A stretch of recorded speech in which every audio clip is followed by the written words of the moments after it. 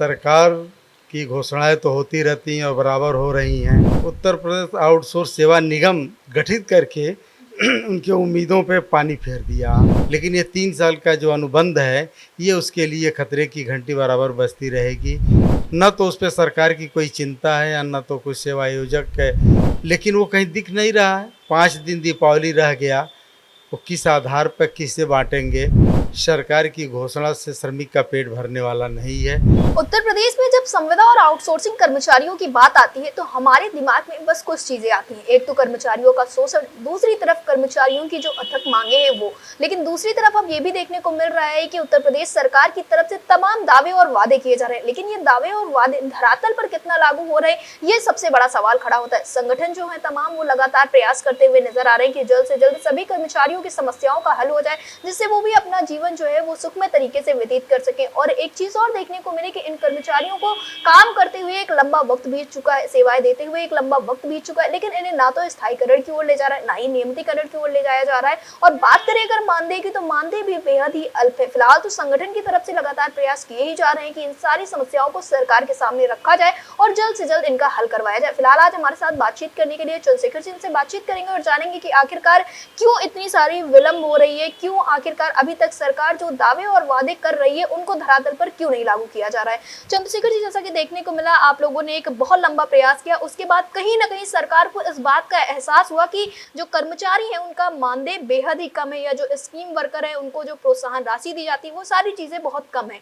तो सबसे बड़ी बात तो आप लोगों ने इतना ज्यादा संघर्ष किया, तब अब जाके सरकार को ये बात समझ में आई है। दूसरी तरफ मुख्यमंत्री योगी आदित्यनाथ ने इस बीच में तमाम कर्मचारियों के लिए तमाम तरह की बातें कही। कभी आउटसोर्स सेवा निगम का गठन हो रहा था, तो कभी कर्मचारियों को, जो सफाई कर्मी, उनको 16 से 20 हजार रुपए मानदेय देने की बात कही गई थी। लेकिन एक जब आप लोगों को, सरकार को ये एहसास कराने में इतना वक्त लग गया, तो इसे धरातल पर लागू करवाने में भी लगभग कितना वक्त देखा जा सकता है?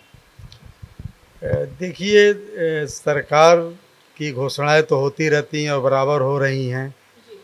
जैसा कि आउटसोर्स सेवा निगम जब बनाया, तभी मज़दूरों के अंदर एक बहुत बड़ी बेचैनी हो गई कि हम पिछले 15 से 20 साल, 25 साल से विभिन्न विभागों में काम कर रहे हैं कर्मचारी, चाहे वो स्वास्थ्य हो, शिक्षा हो, और इस उम्मीद से थे कि सरकार आने वाले दिनों में हम लोगों को विनियमित करेगी, यानी नियमित करेगी।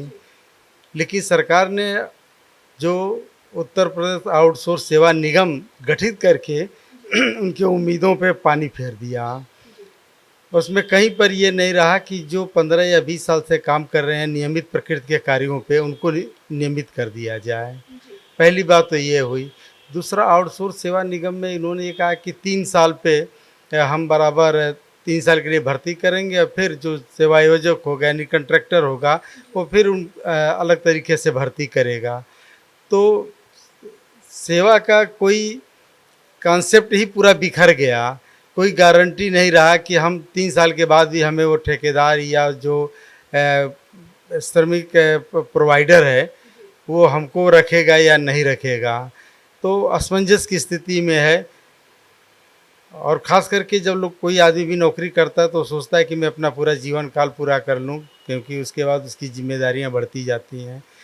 लेकिन ये 3 साल का जो अनुबंध है, ये उसके लिए खतरे की घंटी बराबर बजती रहेगी।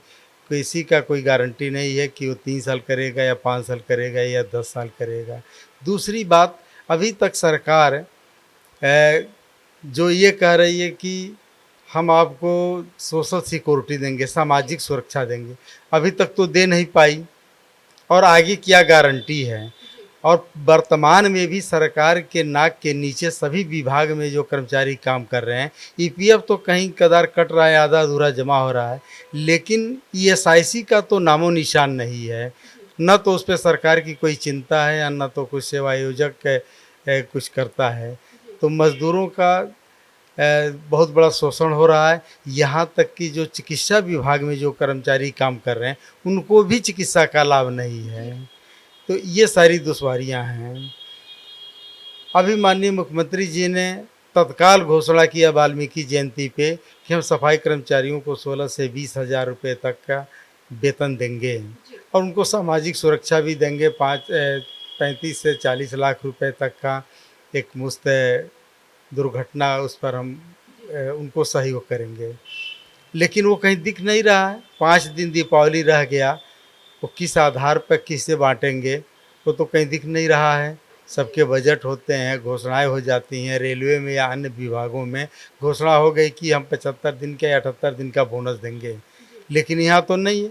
और आउटसोर्स का कोई भी कर्मचारी कभी बोनस पाया ही नहीं, आना उसे पाने की उम्मीद है।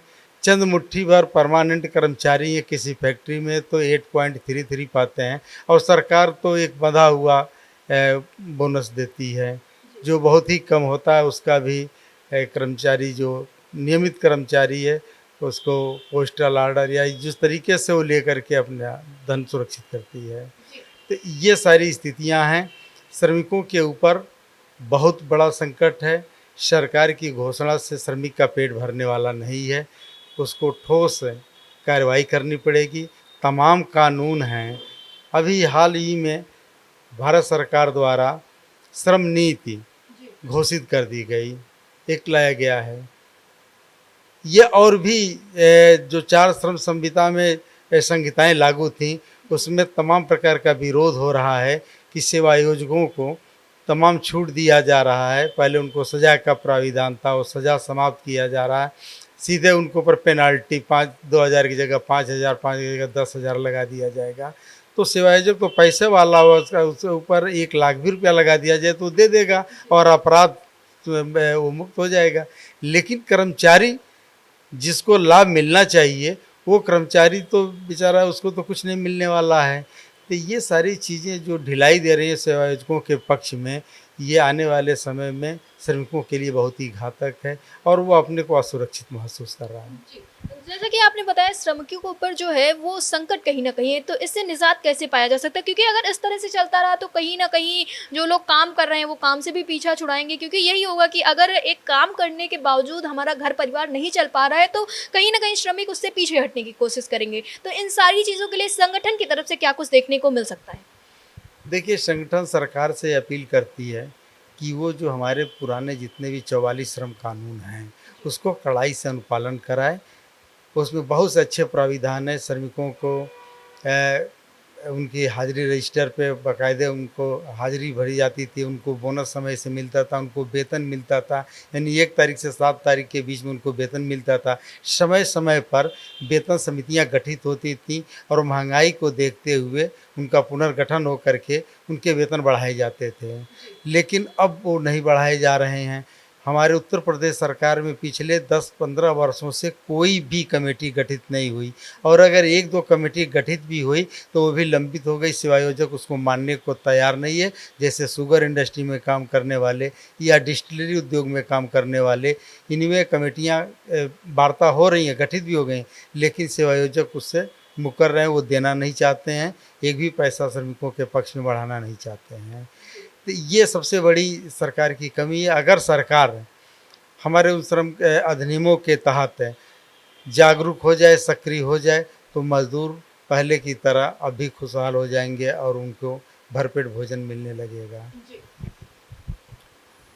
हमारे साथ चंद्रशेखर जी थे जिनका साफ तौर पे यही कहना है कि जो श्रमिक हैं जो उनके ऊपर संकट आया हुआ है, संगठन की तरफ से पूरा प्रयास किया जाएगा कि जल्द से जल्द उनकी जो समस्याएं उनको हल किया जाए और सरकार की तरफ से जो दावे और वादे किए जा रहे हैं उनको धरातल पर भी लागू करवाया जाए। फिलहाल अब देखना ये होगा कि सरकार क्या कुछ कदम उठाती है। कैमरा पर्सन ज्ञान के साथ मैं उनका, आप देख रहे हैं टीवी।